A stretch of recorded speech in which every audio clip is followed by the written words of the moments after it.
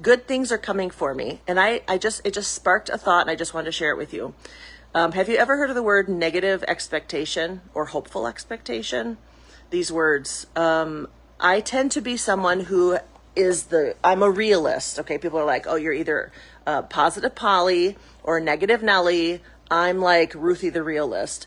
I look at something and I just say it as it is. Okay. But I tend to be more negative Nelly, and I'll say, I only have a half a cup of the cup is half full, right? Because of this bend in myself, so maybe you're similar to that. Because of that bend, I tend to have a negative expectation towards things, especially when I have experienced really hard stuff in the past that are similar.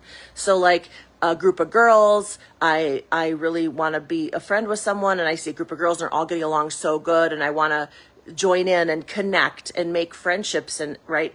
But my negative expectation, my realistic Ruthie will come and be like, yeah, I mean, they're all already connected. They're not looking for another friend. My experience has told me, you won't fit.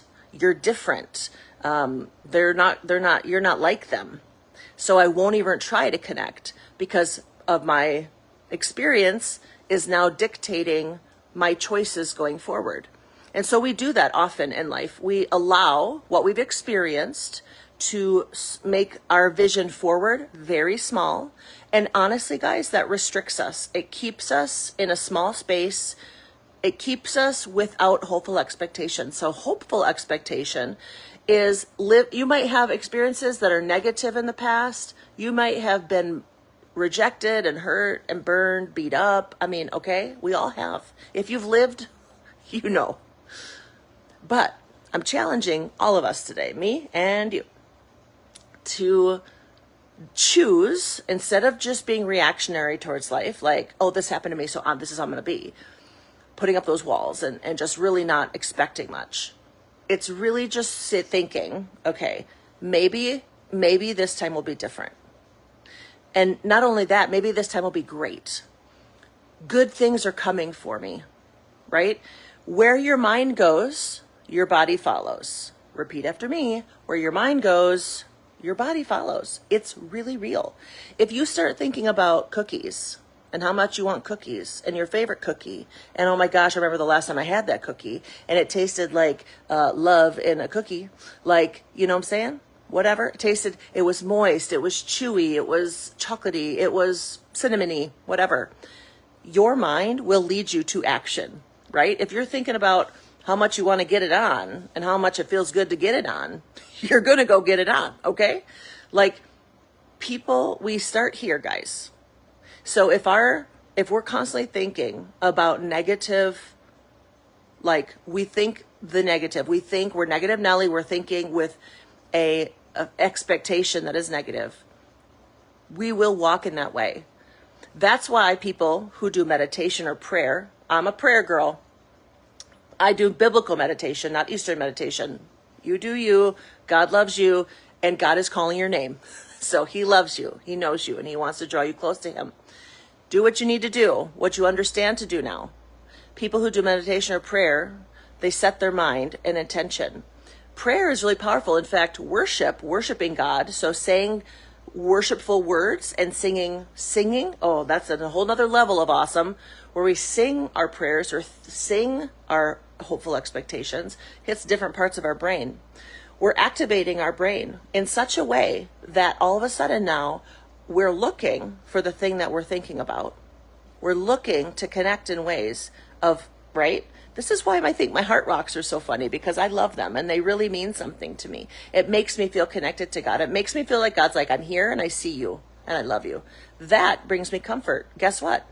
So my eyes, because of how our brain works, my eyes are always scanning for hearts. I was eating chicken the other night. It's like, oh my gosh, there's a little heart in my chicken, right? So we want to have thoughtful thoughts, mindful thoughts, strategic thoughts, purposeful thoughts. Even if our knee-jerk reaction is negative, we need to recognize it. Okay, I recognize that because I have experienced some really hard things, that I'm constantly kind of scanning my world, because that's what we do. It's science. Look it up. We're scanning our world for the negative expectation. Let me challenge you to say good things are coming for you, and to scan your world with hopeful expectation. What good things are coming to me today? What person do I get to connect with today? What person do I get to help today? Which person is going to come encourage me today? What kind of sale am I going to get when I go shopping, right? What kind of gas prices will there be, right? What kind of car will be on the lot when I go to look? What kind of mood will my husband be in today? And guess what? Can I tell you one other little thing, kind of side note, but tell you?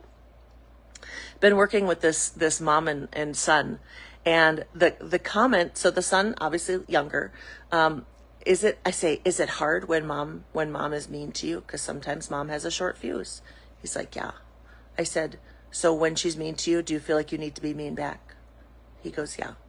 I said, guess what? You don't have to be mean back. You get to choose how you respond. You get to choose.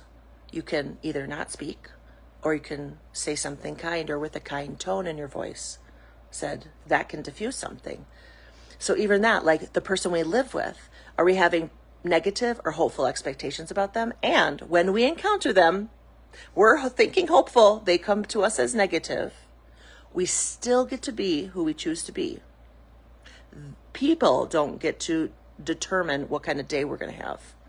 Ooh, that's a good one. That took me a long time to learn. People don't get to determine what kind of day I'm going to have, because I get to choose where I'm thinking.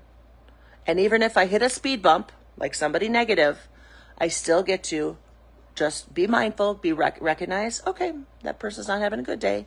I'm going to be kind to them, and I'm going to move on and do my thing, and I'm still going to be joyful, because that's up here, not external, it's internal, okay? So, do you have hopeful expectation or negative expectation? Because I tell you a little secret, good things are coming to you. Be on the lookout for them, okay? You guys have a great day.